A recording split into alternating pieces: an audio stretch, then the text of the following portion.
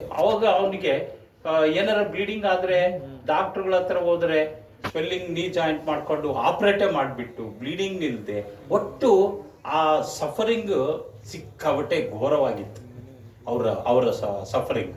So ಅದರ ಬೇಸಿ ಎಲ್ಲ ಯಾವಾಗ ಬಳ್ಳಾರಿ ಡಾಕ್ಟ್ರು ನನಗೂ ಇದೆ ಅಂತ ಹೇಳ್ಬಿಟ್ರು, ನಮ್ಮ ಮಾಮ ಒಂದು ಪ್ರತಿ ಬೇಸಿಗೆ ರಜಕ್ಕೆ ಹೋಗ್ತೀವಲ್ಲ ನಾವು, ನಮ್ಮ ಅಜ್ಜ ಅಜ್ಜಿ ಮಾಮ, ಆ ಒಂದು ಟೈಮು ನಿಜವಾಗ್ಲೂ ಎಂಜಾಯಬಲ್ ಟೈಮ್ ಅದು.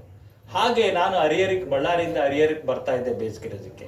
ಆಗ ನಮ್ಮ ಮಾಮ ಹೇಳಿದರು, ನೋಡು ನಿನಗೂ ಹಿಮೋಫಿಲಿಯಾ ಇದೆ ಅಂತ ಹೇಳ್ಬಿಟ್ಟವ್ರೆ, ನೀನು ಡಾಕ್ಟ್ರ್ ಹಾಕಣ.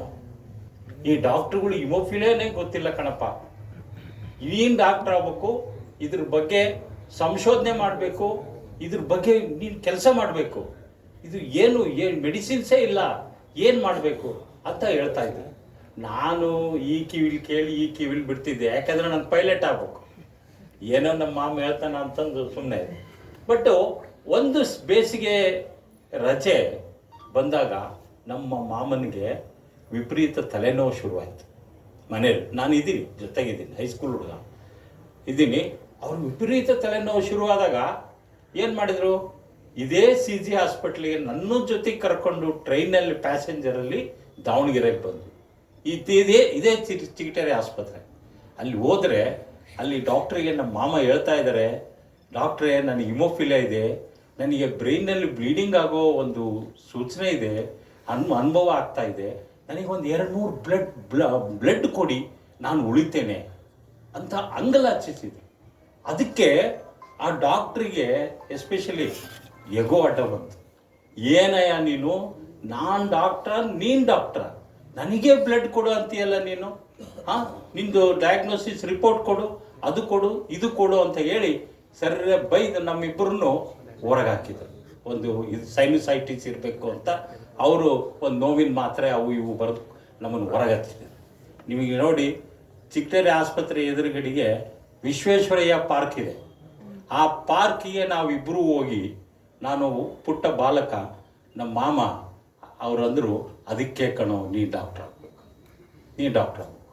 ಆವಾಗ ಅವರು ಎಂಥ ಪೇಯ್ನು ಅಂದರೆ, ಆ ಕಲ್ಲು ಬೆಂಚ್ ಮೇಲೆ ಮಲಗಿ ಅವ್ರು ಕೂದಲು ಕಿತ್ಕೊಳ್ಳೋರು, ಅಷ್ಟು ಪೇಯ್ನು ಅವರಿಗೆ. ಏನು ಕೊನೆಗೆ ನಾವು ನಿಸ್ಸಹಾಯಕರು, ಅಸಹಾಯಕತೆಯಿಂದ ನಾವು ವಾಪಸ್ ಮನೆಗೆ ಹೋದ್ವಿ ಹರಿಹರದಲ್ಲಿ.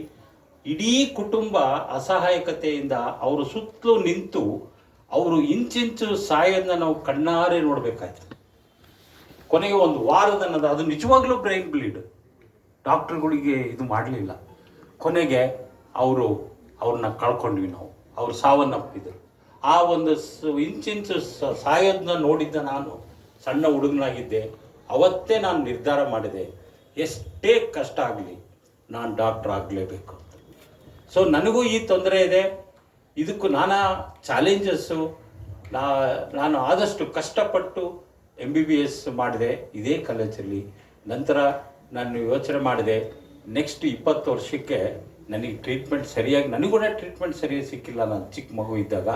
ಹಾಗಾಗಿ ನಾನು ಒಂದಲ್ಲ ಒಂದು ನನಗೆ ಈ ಡಿಸಬಿಲಿಟಿ ಕಟ್ಟಿಟ್ಟ ಬುತ್ತಿ ಅಂತ ನನಗೆ ಯಾವಾಗಲೇ ಅರ್ಥ ಮಾಡಿಕೊಂಡೆ. ಹಾಗಾಗಿ ನಾನು MD ಪೆಥಾಲಜಿ ಆಯ್ಕೆ ಮಾಡಿಕೊಂಡೆ. ಯಾಕೆ ಅಂದರೆ ಪ್ರತಿಯೊಬ್ಬರು ಹಾಸಿಗೆ ಇದ್ದಷ್ಟು ಕಾಲು ಚಾಚಬೇಕು ಅಂತಾರೆ. ಸೊ ನನ್ನ ಲಿಮಿಟೇಷನ್ ನನಗೆ ಗೊತ್ತು.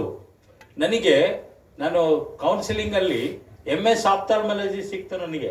ಅಲ್ಲಿರೋ ಕೌನ್ಸಿಲಿಂಗಲ್ಲಿ ಕೆಲವರು ನನ್ನನ್ನು ನೋಡಿ ನಕ್ಕರು, ಎಂಥ ಇದು ಬಿಡ್ತೀಯಲ್ಲ, ನಿನಗೆ ಆಪ್ಥಾಲ್ಮಾಲಜಿ ಎಂಥ ಸ್ಕೋಪ್ ಇದೆ, ನೀನು ಅದನ್ನು ಬಿಟ್ಟು ನೀನು ಪೆಥಾಲಜಿ ಆಯ್ಕೆ ಮಾಡ್ಕೊತಿದೀಯಲ್ಲ ಅಂತ ನಾನು ನೋಡಿ ನಕ್ಕರು. ಇಲ್ಲ ಸರ್, ನಾನು ಪೆಥಾಲಜಿನೇ ಮಾಡಬೇಕು. ಯಾಕೆ ಅಂದರೆ 2 ಕಾರಣ. ಒಂದು ಕಾರಣ, ಈ ಪೆಥಾಲಜಿ ಮಾಡಿದರೆ ನಾಳೆ ನನಗೆ ವರ್ಸ್ಟ್ ಡಿಸಬಿಲಿಟಿ ಆದ್ರೂ ಒಂದು ಕಾರ್ನರಿಗೆ ಒಂದು ಲ್ಯಾಬ್ ಹಾಕ್ಕೊಂಡು ನನ್ನ ಜೀವನ ನಾನು ಮಾಡ್ಬೋದು, ಇದು ಮೊದಲನೇದು. ಎರಡನೇದು, ಈ ಫೀಲ್ಡಲ್ಲಿ ಇಳಿಲಿಕ್ಕೆ ಈ ಪರಿಣಿತಿ ತುಂಬ ಇಂಪಾರ್ಟೆಂಟ್ ಅಂತ ಅರ್ಥ ಮಾಡಿಕೊಂಡೆ. ಸೊ ಹಾಗಾಗಿ ರಕ್ತ ರೋಗದಲ್ಲಿ ನನ್ನ ಬ್ಲಡ್ ಬ್ರದರ್ಸ್ಗೆ ವರ್ಕ್ ಮಾಡಲಿಕ್ಕೆ ನಾನು ಪೆಥಾಲಜಿನೇ ಆಯ್ಕೊಂಡಿದ್ದು ಸೂಕ್ತ ಅಂತ ಅನ್ನಿಸ್ತು. ಹಾಗಾಗಿ ಎಲ್ಲ ಇದರಲ್ಲಿ ಆಯಿತು. ಇನ್ನು ಹೆಚ್ಚು ಸಮಯ